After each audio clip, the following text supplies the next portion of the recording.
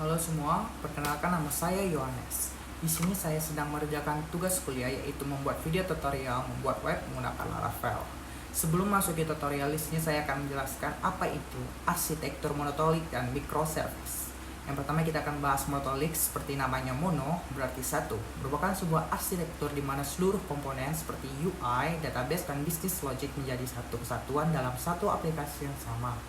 Kelebihannya itu mudah dibangun, mudah diuji, dan ideal untuk aplikasi tim yang lebih kecil. Kekurangannya, seiring dengan bertambahnya ukuran aplikasi, semakin sulit untuk dikelola, diuji, dan diperbarui. Skalabilitasnya itu terbatas karena seluruh aplikasi harus ditingkatkan, bukan hanya di bagian tertentu. Dan yang kedua, microservice, arsitektur di mana aplikasi dipecah menjadi layanan-layanan kecil yang saling independen. Setiap layanan bertanggung jawab atas fungsi tertentu dan dapat dikembangkan, diuji, dan disebarkan secara terpisah. Kelebihannya itu skalabilitas lebih baik karena setiap layanan dapat dikembangkan secara independen tanpa mengaruhi keseluruhan aplikasi. Toleransi kegagalannya lebih tinggi karena jika satu layanan gagal, itu tidak mempengaruhi layanan lainnya. Kekurangan, arsitektur lebih kompleks, memerlukan orkestrasi layanan dan pengelolaan komunikasi antar layanan. Dibutuhkan pengawasan yang lebih pada proses deployment dan pemeliharaan karena banyak layanan independen yang harus dikelola sehingga membutuhkan SDM yang lebih. Dan di sini saya akan menjelaskan juga yaitu apa itu front end dan back end. Baik, front end itu merupakan bagian yang langsung dilihat oleh pengguna yang melibatkan tampilan dan interaksi baik di halaman web atau aplikasi. Teknologi yang digunakan seperti HTML, CSS, JavaScript yang pada umumnya menggunakan framework seperti React, Angular, atau Vue.js. Dan backend merupakan bagian yang bekerja di balik layar seperti menangani bisnis logic, database, dan server yang tidak dapat dilihat secara langsung oleh pengguna. Teknologi yang digunakan seperti PHP, Node.js, Java, golongan database MySQL, PostgreSQL, atau MongoDB, stack developer bertanggung jawab dalam mengakomodir pengembangan front-end dan back-end. Dalam sebuah proyek, mereka akan mempertimbangkan database, antar muka pengguna, dan logika bisnis untuk membangun suatu aplikasi. Umumnya, full stack developer tidak akan terlibat pada pengembangan detail front-end, melainkan cukup menggunakan template yang sudah tersedia, kemudian menyesuaikan dengan komponen pada template tersebut sesuai dengan kebutuhan pengguna. Baik, di sini kita langsung saja untuk melakukan penginstalan Laravel. Teman-teman, di sini saya lanjut cara membuat web di Laravel. Sebelum membuat web di Laravel, teman-teman di sini kita membutuhkan aplikasi tambahan dan file PHP versi 8.2. Oke, teman-teman ikut saja buka Chrome. Lalu di sini kita akan download Laragon. Untuk file downloadnya sudah saya taruh di link deskripsi, teman-teman bisa lihat untuk lebih mudahnya. Oke, teman-teman ikuti saja. Klik yang ini, download Laragon info-nya, teman-teman klik. Lalu untuk versi PHP-nya kita ambil yang versi yang saya tandain ini 8.223 NTS Windows versi 16 ini, teman-teman klik. Lalu klik komposernya untuk download, teman-teman klik. Dan git-nya juga jangan lupa teman-teman klik here to download ini. Oke, setelah selesai download, teman-teman buka file downloadnya untuk melakukan instalisasi. Oke, di sini kita pertama-tama kita install Laragonnya terlebih dahulu. Teman-teman bisa klik Laragon yang ini. Oke, teman-teman klik OK. Next, install. Sudah ada klik ini, kita klik finish. Dan inilah tampilan Laragonnya. Dan di sini kenapa kita menggunakan Laragon untuk menginstal Laravel? Di sini karena Laragon itu merupakan suatu platform untuk pengembangan web secara lokal sebagai alternatif Exam atau WAM. Oke, teman-teman, kita close dulu. Lalu kita ekstrak file PHP 8.2-nya tadi. Teman-teman cukup klik kanan untuk lalu ekstrak ya. Lalu ekstrak. Dan ini saya sudah mengekstraknya tadi. Jadi teman-teman tinggal cut saja Ctrl X. Lalu pindah ke Windows C. Lalu pilih Laragon, klik Laragon, klik bin. Lalu cari PHP, klik PHP. Nah, teman-teman tempelkan sini, pasnya di sini. Oke, setelah itu kita close lagi. Nah, teman-teman klik kanan untuk mengganti versi PHP-nya, teman-teman klik kanan, klik PHP, versionnya baru klik PHP 8.2 tadi. Oke, sini sudah berganti ya teman-teman. Oh ya teman-teman, di sini jangan lupa untuk mengaktifkan atau mencekliskan tipe zip-nya ya teman-teman. Caranya klik kanan, PHP extension, lalu scroll paling bawah, ada yang namanya zip, ini kita checklistkan ya, kita oke, sesudah itu teman-teman bisa lanjut lagi buka file download tadi,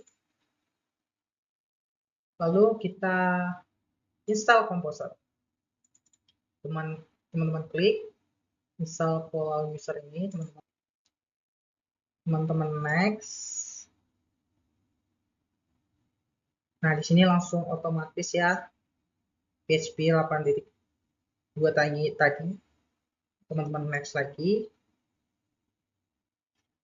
Jadi kegunaan Composer ini sangat berguna dalam pengembangan aplikasi Laravel karena dia itu berfungsi sebagai manajer dependensi untuk PHP. Composer ini juga mempermudah pengelolaan library, paket, atau dependensi yang dibutuhkan dalam pengembangan aplikasi Laravel.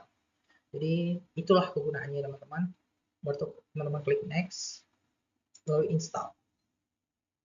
Kita tunggu.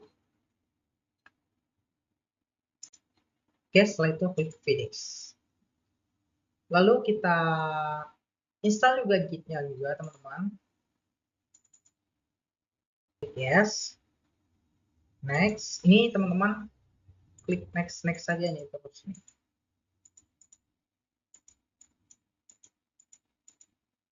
Next terus, lalu klik install.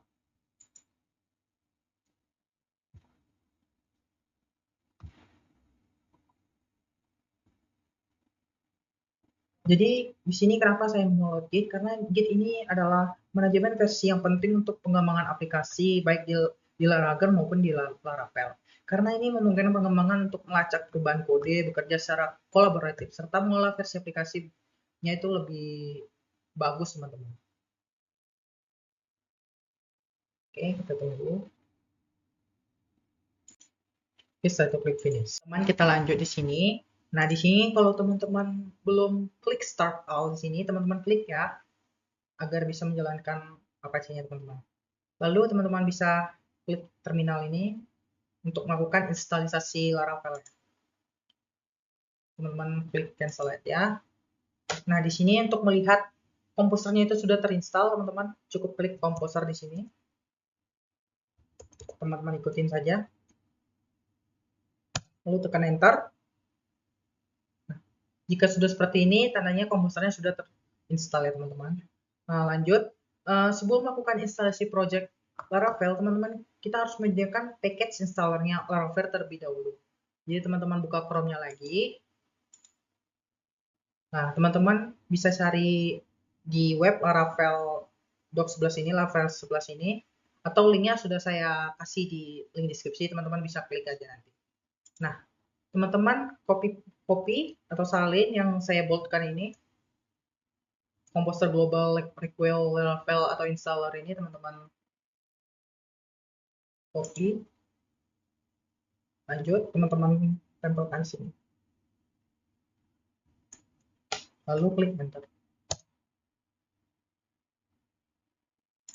Oke, setelah itu kita ingin memberi nama project kita harus menggunakan kode perintahnya lagi teman-teman. Jadi teman-teman bisa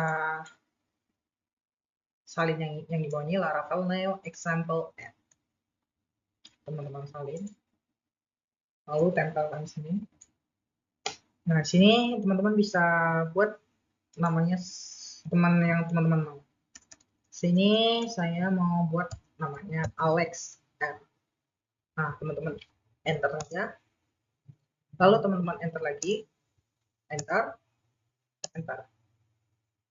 Kita tunggu. Nah, di sini sudah proses membuat project file namanya ya teman-teman, Alex app ini. Kita tunggu ya teman-teman. Bentar lagi. Oke, sampai sini penginstalannya sudah siap ya teman-teman.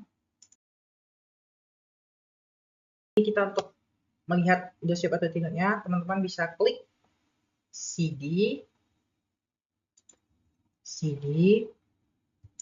lalu nama project yang kita buat, saya buat tadi Alex app, enter, lalu PHP artisan set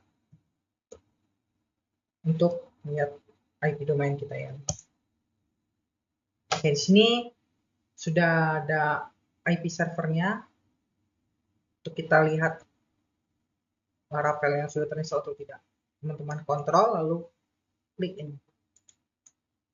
Oke, di sini sudah terinstall ya teman-teman Laravelnya.